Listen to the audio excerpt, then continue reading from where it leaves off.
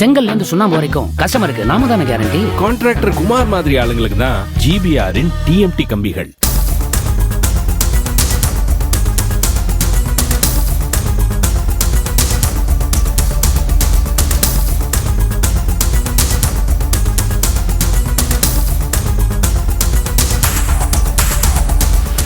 கள்ளக்குறிச்சியில் விஷச்சாராய வழக்கில் முக்கிய குற்றவாளியான மாதேஷ் மெத்தனாலை கடத்த பல யுக்திகளை கையாண்டிருப்பது அம்பலமாகியுள்ளது.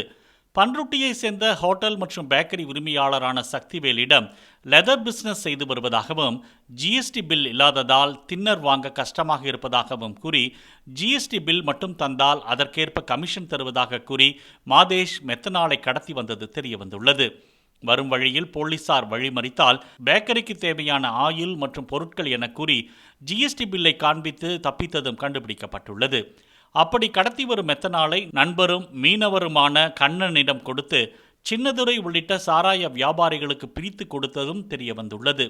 கைது செய்யப்பட்ட கண்ணனிடமிருந்து 5 பேரல் மெத்தனாலை பறிமுதல் செய்த சிபிசிஐடி போலீசார் அவரது உறவினர் ஒருவரிடம் 7 பேரல் மெத்தனாலை கொடுத்து வைத்திருப்பதாக கூறியதை அடுத்து அவரை தேடும் பணியில் ஈடுபட்டு வருகின்றனர். செங்கல்ல இருந்து சுண்ணாம்பு வரைக்கும் கஸ்டமருக்கு நாம தானே கேரண்டி. கான்ட்ராக்டர் குமார் மாதிரி ஆளுங்களுக்கு தான் ஜிபிஆரின் டிஎம்டி கம்பிகள்.